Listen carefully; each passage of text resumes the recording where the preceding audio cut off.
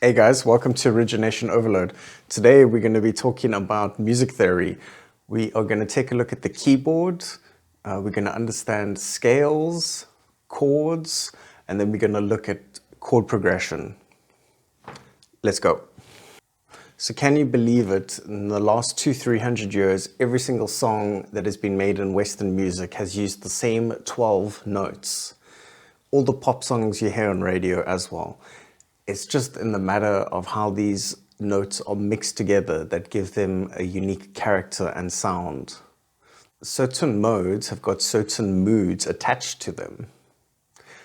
I recommend taking a look at this table over here to give you some ideas. And also chords have got moods attached to them. The major chords are generally happy and bright, and the minor chords are a bit more sad sounding. So let's take a look at a keyboard. This first note over here is C.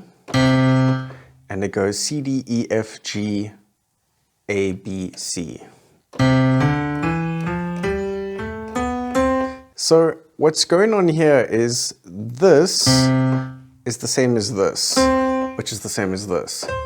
That is C, but the difference is that they're an octave higher than each other.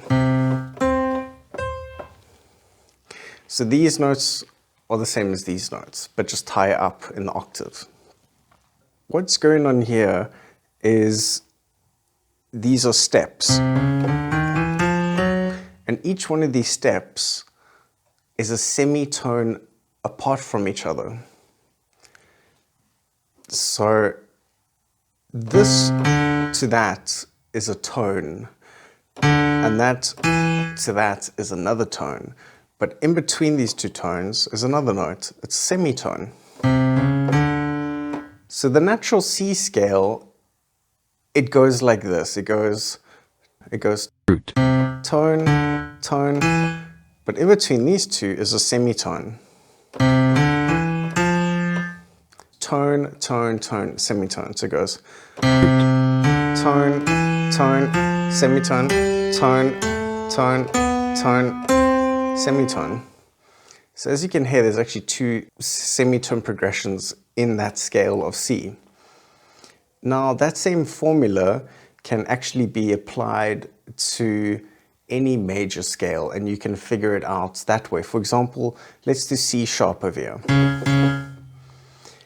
So we look down here and we can figure out this formula: tone, tone, semitone, tone, tone, tone, semitone. So from there to there is a tone, and from there to there is another tone. So root, tone, tone, semitone, tone, tone, tone, semitone. And then we end up again on C sharp, and that's an octave of that scale, C sharp. Now, let's go back to our C. If you take your first note, your third note, and your fifth note, you'll do the root chord of that scale. So this is C major.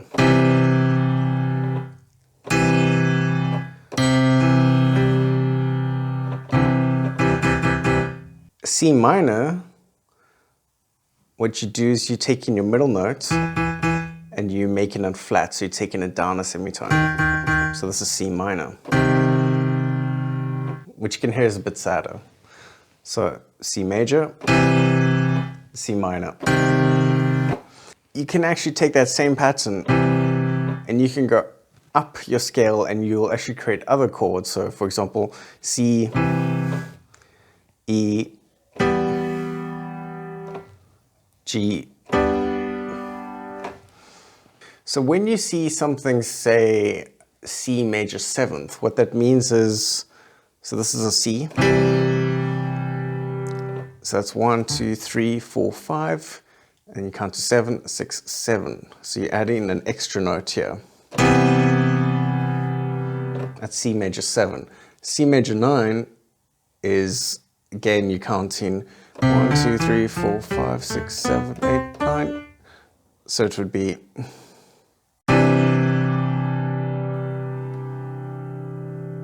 and that's C major 9. So how the black keys are named is depending on whether you're going up the scale or down the scale. For example, The ones with the hash symbol next to it are called sharps, and with this little B symbol next to it are flats. This first key here, C sharp or D flat, it's in between C and D. And you'll name it depending on if you're going up. If you're going up, then it's C sharp. If you're going down, it's D flat. Over here, we've got the Roman numerals, and it goes from 1 to 7. The V is the 5, and how you read this is you're actually minusing a 1 from the 5 to give you a 4. And over here, it's 5 plus 1, which is 6, and 5 and 2 ones, which is 7. The circle over here is a symbol for a diminished chord. So even though we're using the same notes over different octaves, depending on where you start actually creates a whole different characteristic of that sound. Above me is an example of some different modes, as well as their formulas and the kind of mood that they create. Above me, we are now looking at a map of different scales in the minor key, and the chords associated with that. So let me show you how Reason helps you figure out the chords of the scales and how this can be helpful to you. Let's go into Reason. Okay, so I've created a piano over here, and I'm going to right click it, go to Players and go to Scales and Chords, and I'm going to change it to C minor. Okay, so first of all, it's highlighted all the notes in that scale. And what I recommend is putting the filter on just in case you make a mistake. So if you hit a key which is not in that scale, it's actually going to block it and it's not going to play it. So watch as I play each note in that scale, it's going to create those chords.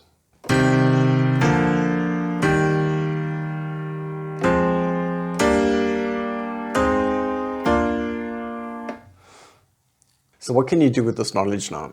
You can use something like the simple map over here, and you can follow these chord progressions. Let's try one.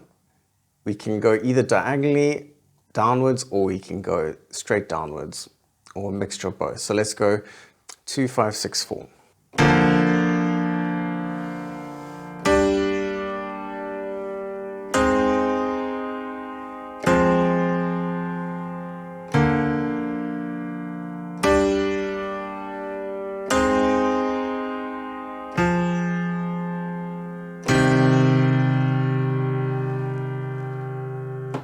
And I ended on the 1 over there. What I recommend you do is you get your chorus to start on the 1. You try hide your major chords in your verse and you only play them in your chorus. If you want your chorus to have quite a lot of impact, you can jump from the 5th chord to the 1st chord. So for example, let's go 6, 2, 5, 1. And let's try it in D minor.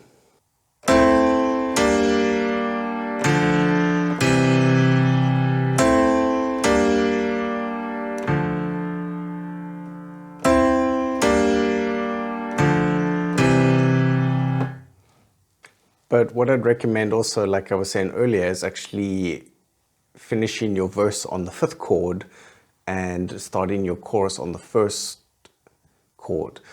So for example, this is my 5th chord, but I'd want my chorus to actually start an octave higher on the 1st chord.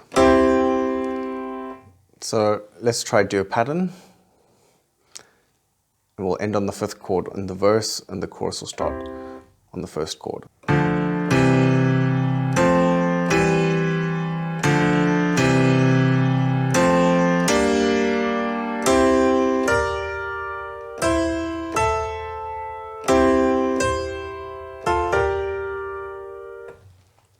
If you want these chords to have more impact, what I recommend is you actually open the chords. It will spread the keys, it will spread the chords over more octaves.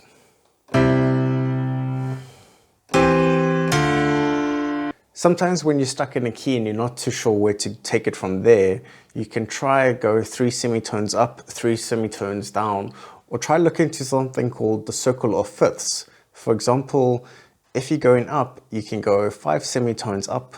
For example, C would go to G, D, A, E. Let's take a listen to that.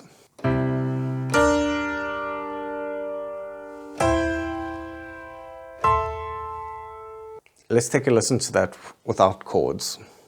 On the inner circle, it's showing you the minor chords. Here's a more complicated map you could try. As you'll notice when put next to the simple map, it's just slightly more complicated, but it's basically using the same formula. Here are some examples of some other common chord progressions. If you found that interesting or helpful, please like and subscribe. Thanks. Bye. Origination overload.